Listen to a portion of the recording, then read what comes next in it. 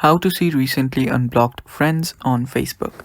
Hello guys, this is Atticus and welcome back to another tutorial video. In today's video, I'll teach you guys how you can see recently unblocked friends on Facebook. So without any further ado, let's dive right into it.